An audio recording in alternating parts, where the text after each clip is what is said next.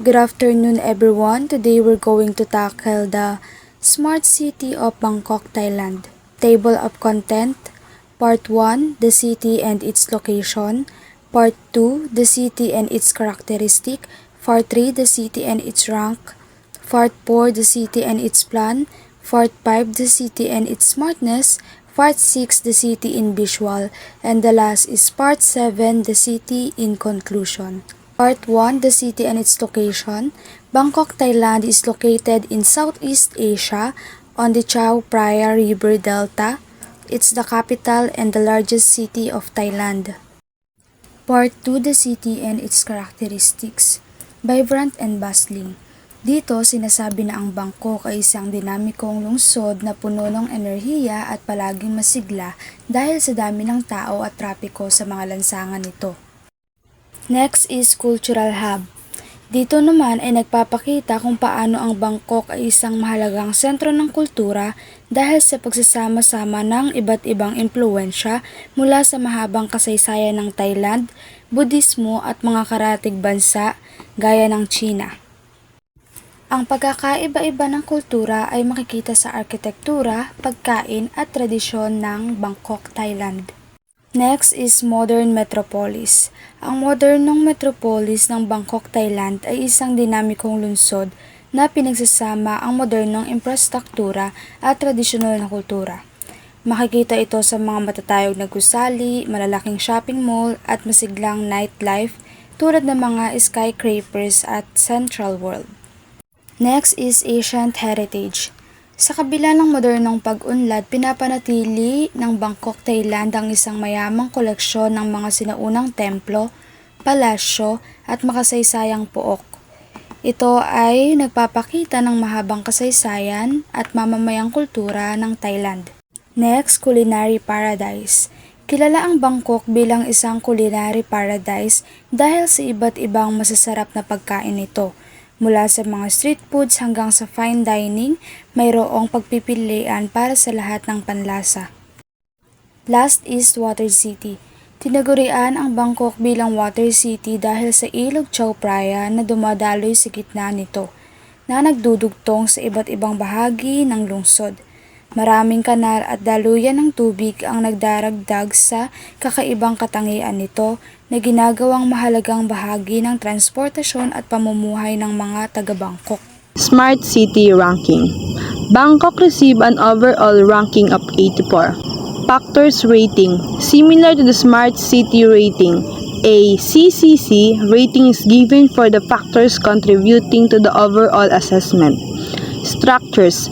This section likely assesses the physical infrastructure of the city. The horizontal bar suggests a rating for various aspects of structures. Technologies. This section is partially visible and likely assesses the technological infrastructure of the city. Background information. This section provides contextual information about Bangkok, including its location and possibly some key statistics.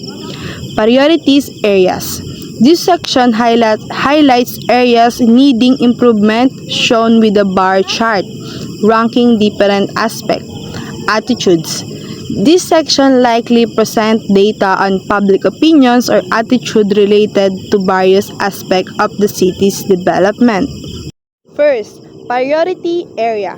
This section showed the result of survey where respondents were asked to select the 5 most urgent issues from a list of 15 indicators. First, air pollution, security, corruption, transparency, road congestion, basic amenities waste. Second, attitudes. This section present the result of questions, citizen attitudes toward specific issues. This image shows a simple ranking of how well different aspects of life are working in a particular place. Each area, health, transport, activities, jobs, schools, government is given a score out of 100 for several specific things within that area. Higher scores are better. The main point is that this shows where things are good and where improvements are needed, helping to understand the overall quality of life in that location. Next is the technologies. These charts analyzes the effectiveness of technology in improving various aspects of city life. It breaks down the assessment into 5 key areas: health and safety, mobility, activities, work and school opportunities, and governance. Within each area, specific services or initiatives are evaluated based on their technological implementation. Each item is given a score from 0 to 100, with higher scores indicating better performance. These scores are visually represented using bar graphs for easy comparison. This chart helps identify areas where technology is successfully enhancing services. It also highlights areas where technological improvements could significantly benefit citizens. By visualizing the data, the chart allows for a quick understanding of the city's technological strengths and weaknesses. The overall aim is to optimize the use of technology to enhance the quality of life for the city residents. Part 4: The City and its Plan. Bangkok, Thailand is a city with a rich history and a constantly evolving urban plan. Its development has been influenced by both traditional Buddhist cosmology and modern Western planning principles. The main idea ay ang pagiging hybrid ng pag-unlad ng lungsod ng Bangkok. Ibig sabihin, hindi lamang isang uri ng impluensya ang nag-apekto sa paglaki nito, kundi dalawa, ang tradisyonal na Budismo at ang modernong pagpaplano ng kanluran. Sa madaling salita, ang Bangkok ay isang halimbawa ng isang lungsod na nagsasama ng mga tradisyon at modernong mga ideya sa pag-unlad nito. The Bangkok Mandala is a sacred city plan. Bangkok's original urban plan, established in 1782, was based on the concept of the mandala, a symbolic representation of the universe in Buddhist cosmology. This plan envisions a city centered on a sacred axis, with concentric zones radiating outwards from the royal palace and key temples. Ano nga ba ang mandala? Ang mandala ay isang sagrado at simbolikong representasyon ng universo sa Budismo. Karaniwang nakikita ito bilang isang bilog na may concentric zone na naglalabas mula sa gitna.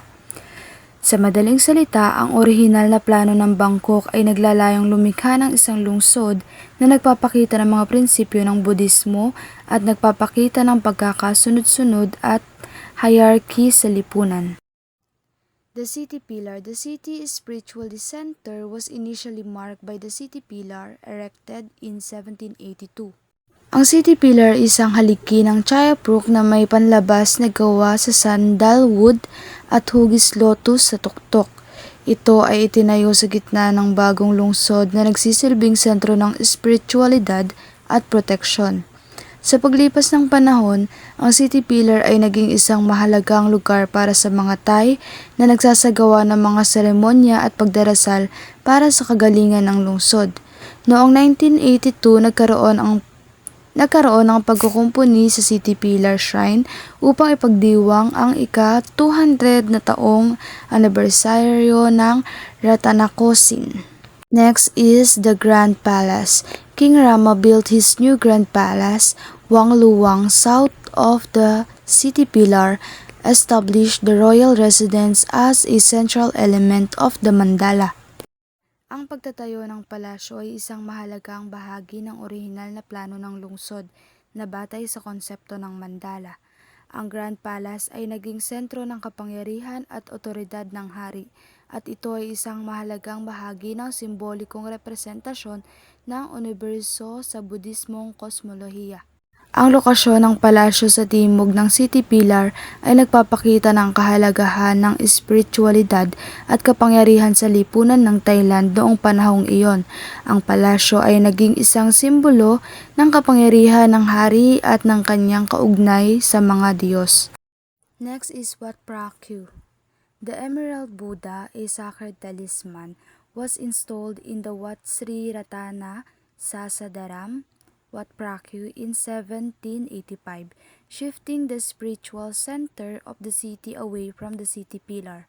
Ang Wat Pracu ay kilala rin bilang Templo ng Emerald Buddha, ay naging bagong sentro ng espiritualidad ng Bangkok noon 1785 nang mailatag ang sagradong Emerald Buddha sa loob nito. Ang paglipat na ito ay nagmarka ng pagbabago mula sa city pillar na dating itinuring na sentro ng espiritualidad ng lungsod. Last is the concentric zones.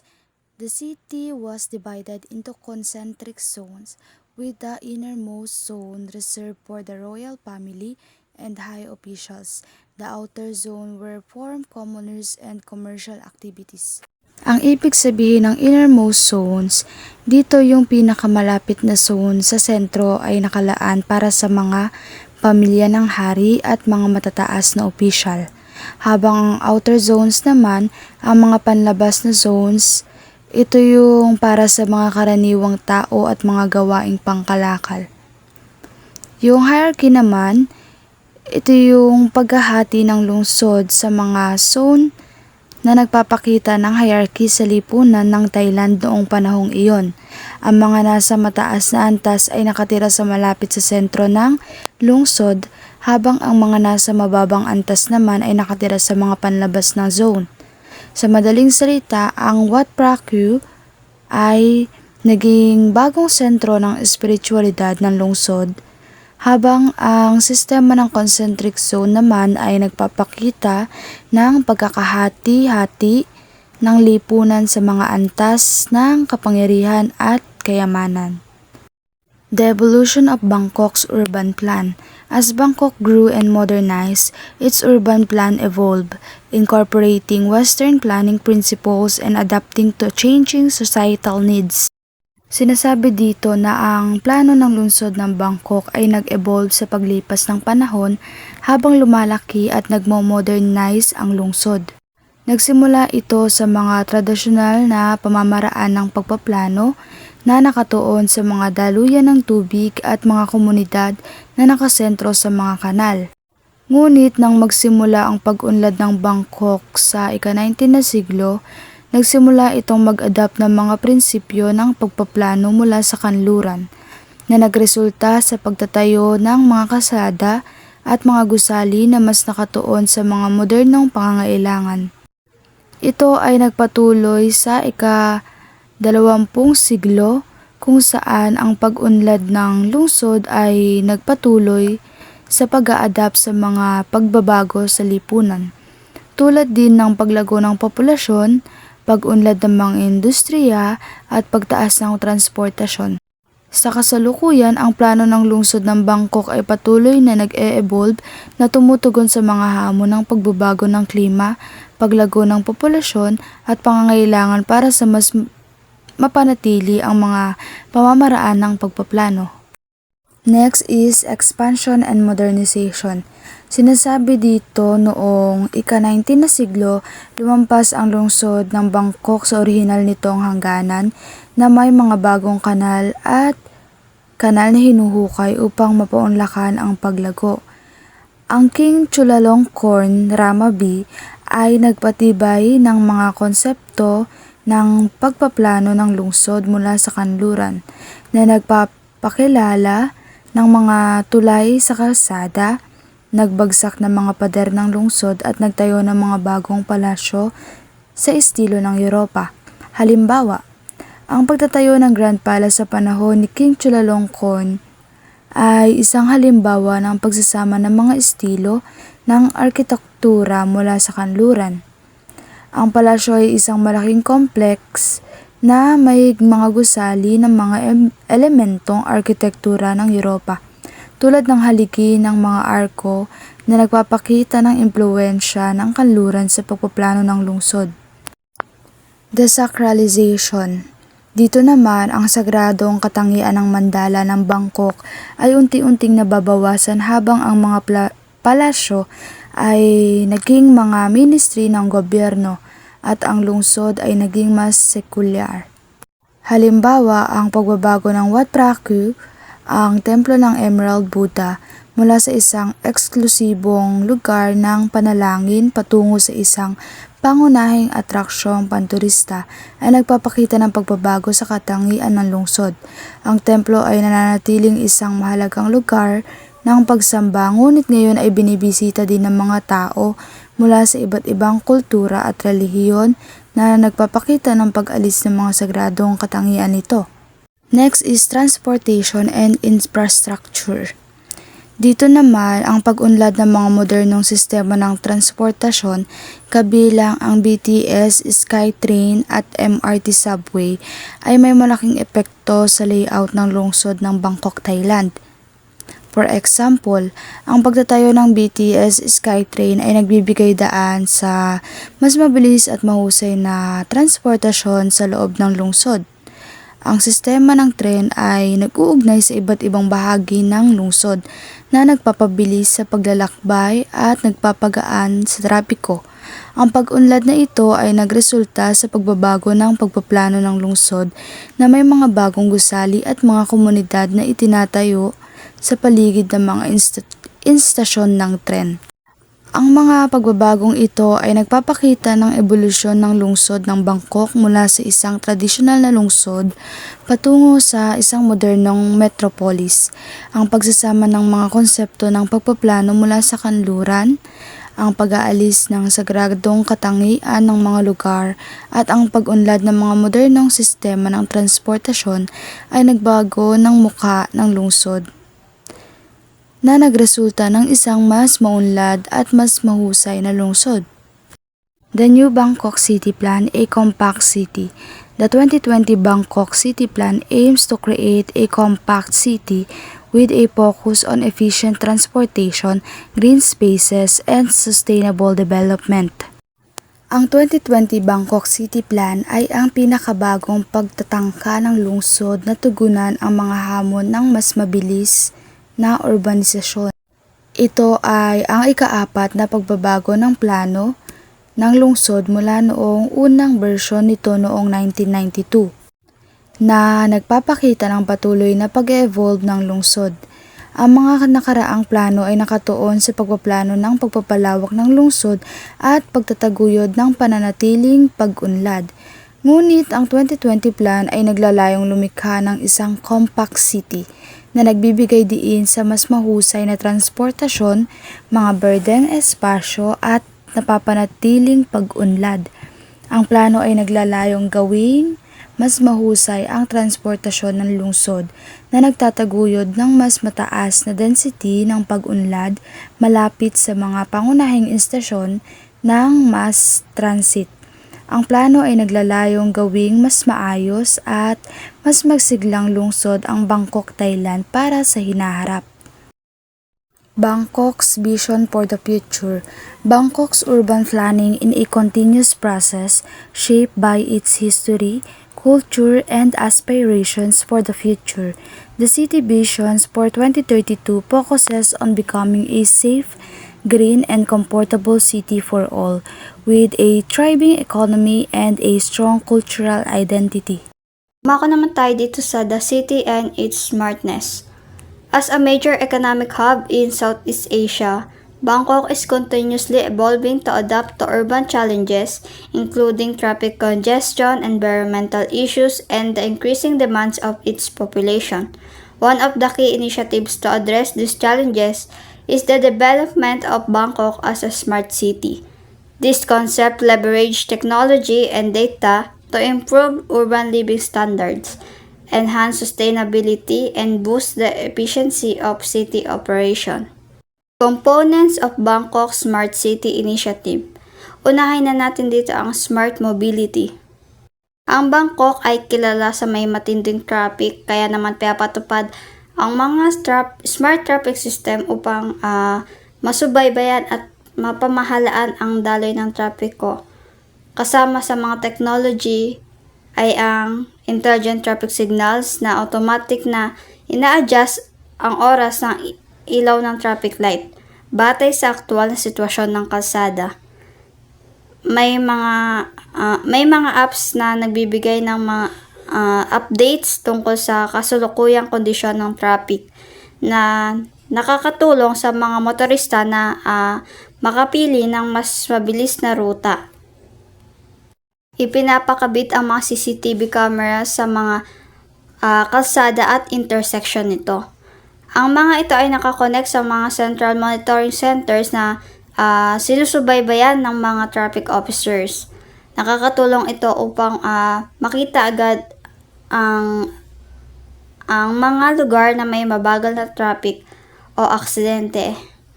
Ang Bangkok ay gumagamit din ng mga intelligent traffic signals o adaptive traffic signals. Ito ay mga traffic light na nag-a-adjust ang tagal ng ilaw depende sa kasalukuyang dami ng sasakyan sa isang intersection. Mobile apps at navigation systems. Meron silang tinatawag na JS100 radio. Isang lokal na traffic and news radio station sa Bangkok na may kasamang mobile app. Nagbibigay ito ng mga real-time traffic updates, road conditions, at impormasyon tungkol sa mga aksidente at nagbibigay din sila ng mga live traffic report. Sa BioBus, bagamat pangunahing ginagamit para sa pagsubaybay ng mga bus routes at schedule sa public transportation, nagbibigay din ito ng information tungkol sa mga road traffic sa Bangkok. Ito naman Thai Traffic. Ito yung isa pang lokal na app na nagbibigay ng detalyadong traffic updates at mga kondisyon ng daan na mas ginagamit ng mga lokal na motorista.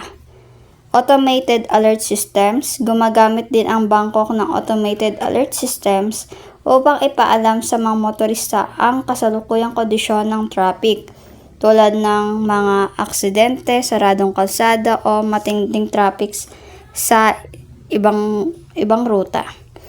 Ang mga ito ay pinapadala sa mga digital signboards, sa daan, apps at sa radyo. Dito naman tayo sa public transportation. Ang lungsod ng Bangkok ay nag-i-invest sa pagpapalawak ng mga mass transit systems ito. Kabilang ang BTS SkyTrain, MRT at ibang sistema ng bus. Sa pamamagitan ng mga contactless payment systems, mas pinadali ang pagbabayad at naging mas magaan pa sa mga pasahero.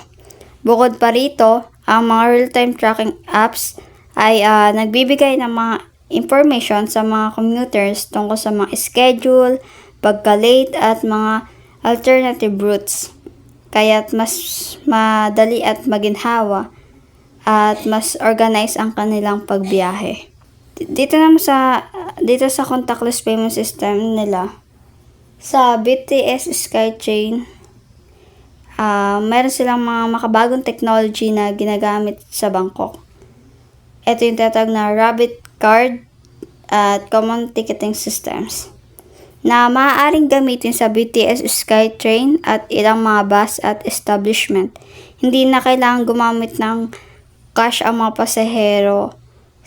Sapat na ang pag-tap lang nila ng card sa mga payment terminals para sa mabilis na bayaran. Mobile tracking app. May mga mobile apps tulad ng BTS SkyTrain app, MRT Bangkok app, at iba pang mga local apps na nagbibigay ng real-time tracking ng mga tren at bus. Sa pamamagitan ng mga app na ito, makikita ng mga commuters kung gaano katagal ang paghihintay para sa susunod na tren o bus at ano ang kasalukuyang location ng mga ito. Ang mga apps ay nagpapakita rin ng mga real-time na oras ng pagdating ng mga tren o bus. Ang mga commuters ay makakapagplano ng mas maayos sa kanilang biyahe dahil makikita nila ang eksaktong oras ng dating ng pampublikong sasakyan. Electric vehicles or EVs. Sa Bangkok, ang paggamit ng electric vehicles ay aktibong sinusulong upang mabawasan ang polusyon at mapalakas ang mas malinis sa transportation. Upang hikayatin ang pagbili at paggamit ng mga electric vehicles, ang pamahalaan ay nagbibigay ng mga incentives tulad ng tax exemption, subsidies. Para sa mga bumibili ng EVs, pinapababa nito ang presyo ng mga EVs kumpara sa mga tradisyonal na sasakyan na gumagamit ng mga fossil fuels. Collaboration with automakers. Nakikipag-collaborate din ang gobyerno ng Bangkok sa mga EV manufacturers tulad ng Tesla, BYD at Nissan upang suportahan ang pag-introduce ng mga EV models sa lokal na merkado.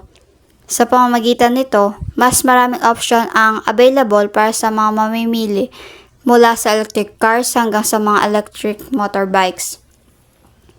EV charging station, mayroong mga pambansang polisiya ang Bangkok na naglalayong suportahan ang EV adoption.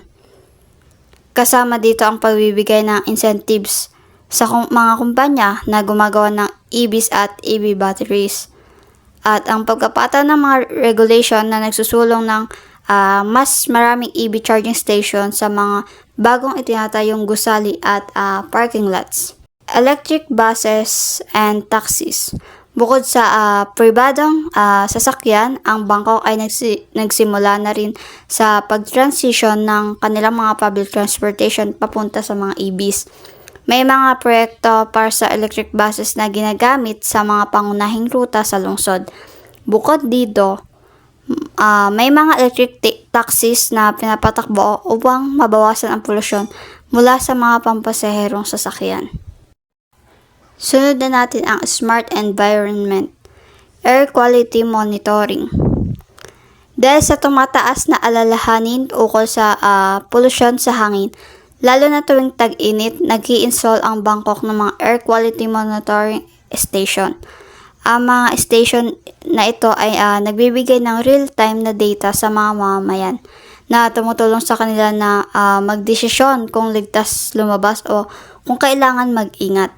Gayon din nakakatulong ito sa gobyerno sa pagbuo ng mga hakbang upang mabawasan ang polusyon, tulad ng paghihigpit sa mga emission o pagpapalakas ng mga green initiatives. Air Quality Monitoring Station, ang pamahalaan ng Bangkok ay nag-i-install ng mga air quality monitoring station sa mga critical na lugar tulad ng mga urban centers malalapit sa mga kalsada, industrial zone at residential areas. Ito ay upang makuha ang real-time na information tungkol sa kalidad ng hangin sa iba't ibang bahagi ng lungsod.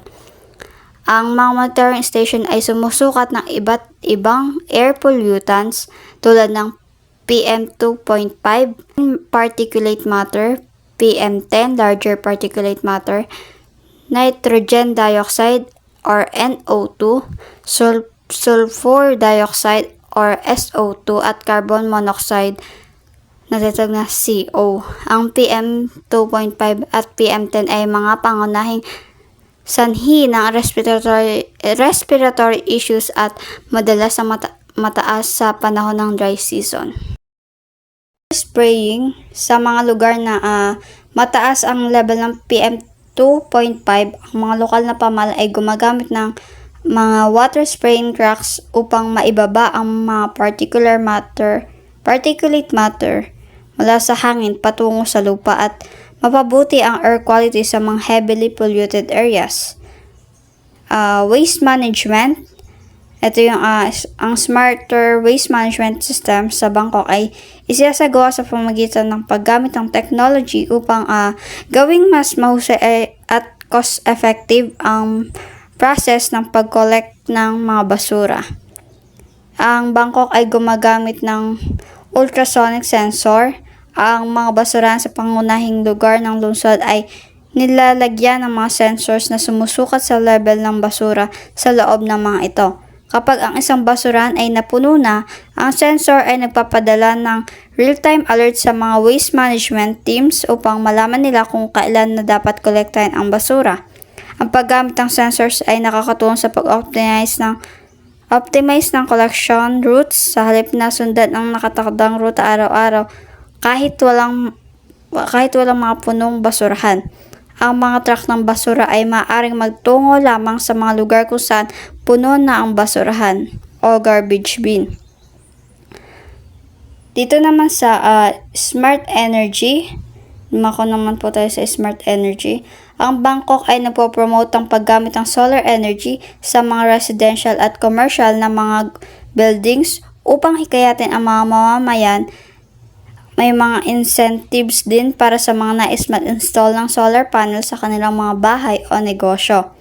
Ang hakbang na ito ay layuning mabawasan ang pag-asa sa mga non-renewable na pinagkukunan ng enerhiya tulad ng coal o natural gas at palakasin ang paggamit ng mga renewable energy sources na mas magaan sa mga kapaligiran at mas sustainable sa pangmatagalang panahon. Solar panel installation.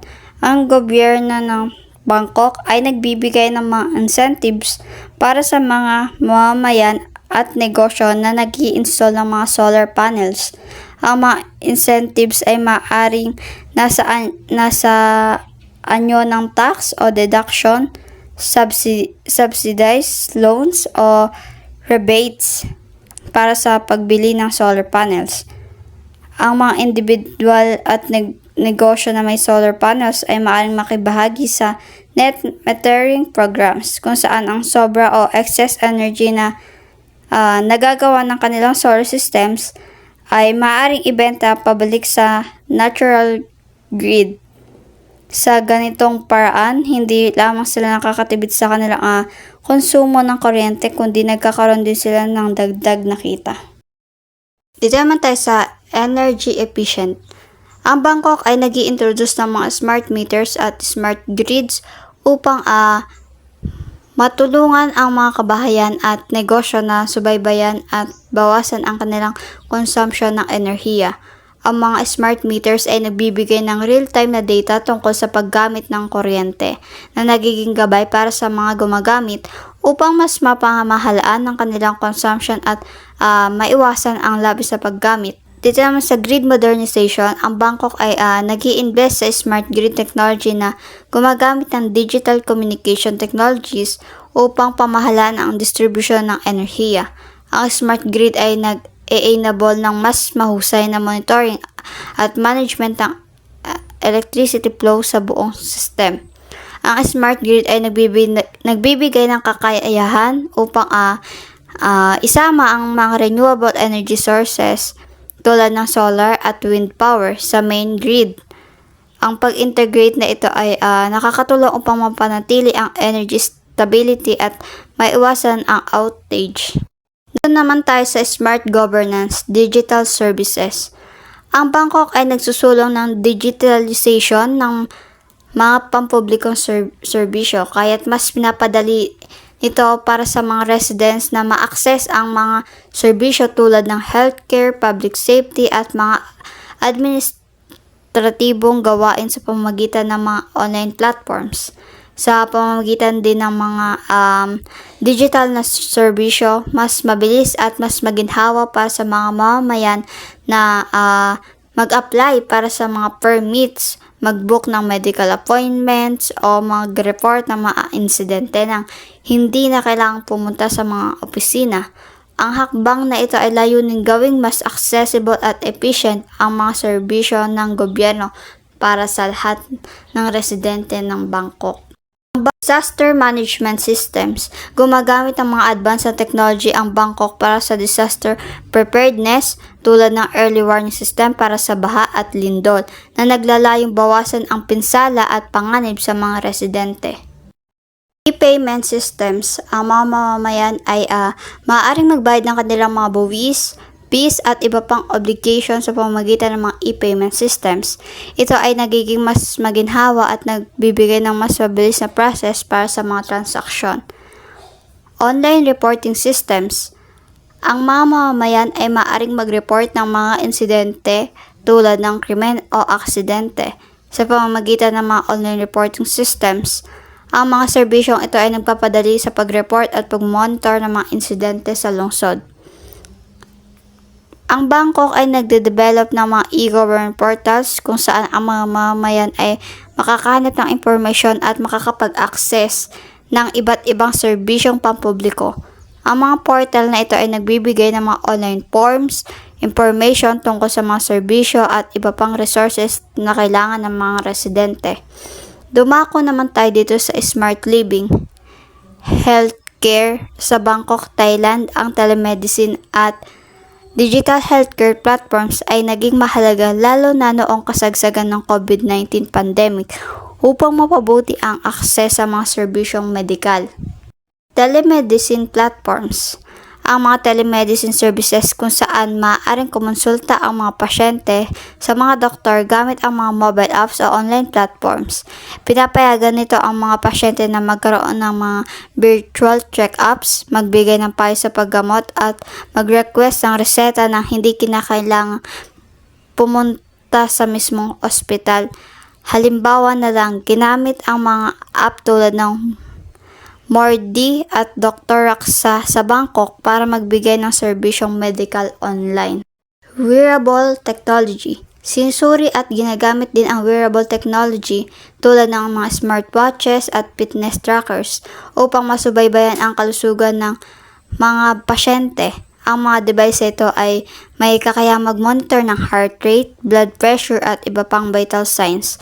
Sa Bangkok, ginagamit ito upang mas mapadali ang pag-monitor ng kalusugan ng mga pasyente sa malalayong lugar o sa mga hindi madaling makapunta sa mga hospital. Naman tayo sa education. Ang Bangkok ay nag-i-integrate ng mga digital classroom at e-learning platforms sa sistema ng education upang matiyak na ang mga estudyante ay may akses sa dekalidad na edukasyon kahit sa mga remote na lugar.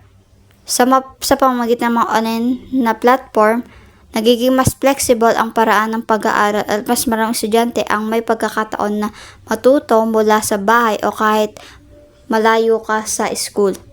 Pinapalakas din ito ang kakayahan ng mga guro na magbigay ng mga interaktibong lessons at materyales pati na rin ang pag-monitor sa proseso ng mga estudyante.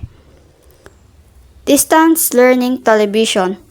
Naglunsad ang pamahalaang ng Bangkok ng mga programa tulad ng Distance Learning Television o DLTV kung saan ang mga leksyon ay pinapalabas mga lecture ay pinapalabas sa telebisyon at maaaring i-stream online. Layunin nitong maabot ang mga estudyante na walang access sa internet o mga digital devices.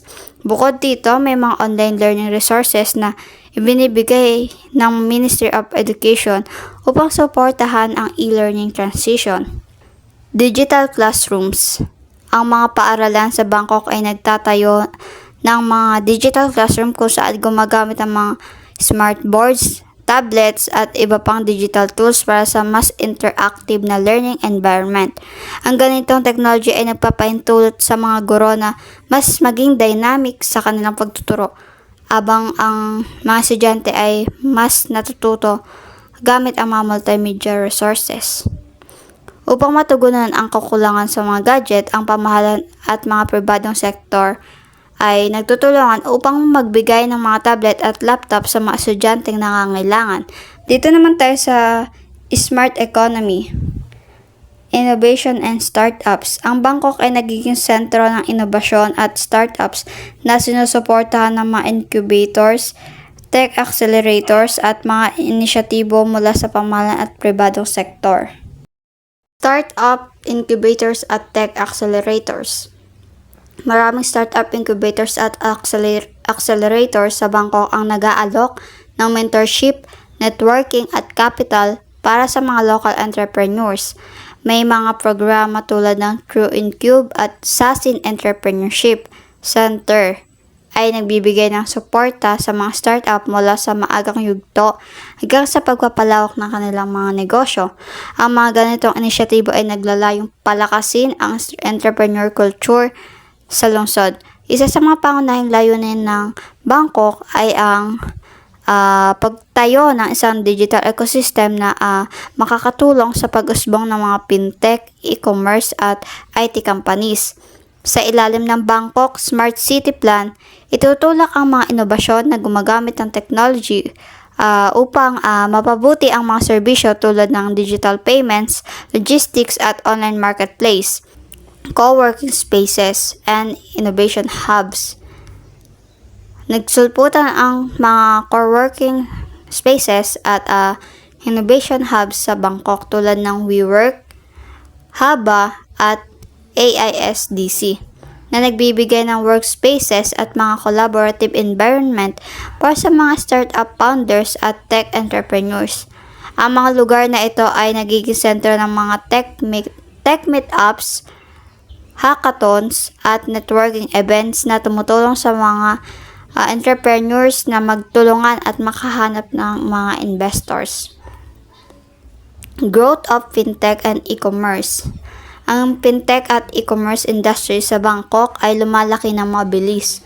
Ang mga kumpanya tulad ng Omis, isang payment gateway, at Ascend Money, isang fintech company, ay nangunguna sa pagbibigay ng mga digital solutions sa larangan ng financial services. Kasabay nito, umuusbong ang mga e-commerce platforms na nagtutulak sa mga digital commerce tulad ng Lazada at Shopee na nagbibigay ng mas maraming oportunidad pa sa mga digital entrepreneur. Naman natin ang smart economy sa tourism. Bilang isang pangunahing destinasyon ng mga turista, ang Bangkok ay tumututok din sa pagbibigay ng mga smart tourism experiences. Pamamagitan ng mga digital guides, AI chatbots at mga pinahusay na information systems para sa mga turista, mas pinapadali at pinaganda ang kanilang karanasan sa pagbiyahe. Ang mga digital guides ay nagbibigay ng mga recommendation sa mga paboritong destinasyon, events at mga aktibidad. Habang ang AI chatbots ay tumutulong sa mga turista na makuha ang mga information sa real time, tulad ng mga direction o availability ng mga service. Sa ganitong paraan, ang mga turista ay nakakaramdam ng mas personalized at convenient na karanasan sa pagbisita sa Bangkok. Digital guides and mobile apps. Gumagamit ang Bangkok ng mga mobile apps at digital platforms upang magbigay ng information sa mga turista. Halimbawa na lang dito ay ang apps tulad ng Pagtay na tinatawag sa Bangkok na nagbibigay ng real-time information tungkol sa mga tourist attraction, restaurants at accommodation. Mayroon din itong navigational tools para matulungan ang mga turista na mas madaling makalibot sa Bangkok. Smart Information Kiosk. Ang Bangkok ay naglalagay ng mga Smart Information Kiosk sa mga pangunahing lugar ng turismo. Ang mga ito ay nag-aalok ng multilingual services para sa mga turista kung saan maaari silang maghanap ng mga information tungkol sa transportation, weather updates, mga events at iba pang tourist services. Ang mga interactive na kiosk na ito ay nagpapadali sa mga turista na makakuha ng mahalagang information nang hindi kinakailangan dumepende sa mga physical guidebooks. Dito naman tayo sa AR/VR experiences. Ang paggamit ng augmented reality at virtual reality ay isa pang aspeto ng smart tourism sa Bangkok, tulad ng King Power Mahanakon Skywalk sa Bangkok ay nagsimula ng mag-integrate ng AR para sa mas immersive experience sa mga bisita. Halimbawa, maaari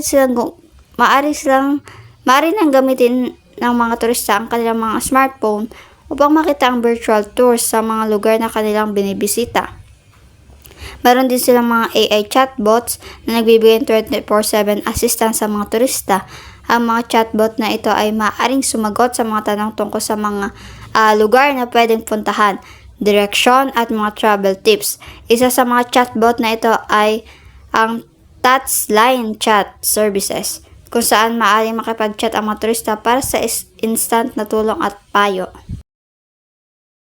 Ako naman tayo dito sa Smart Security, CCTV and AI Surveillance.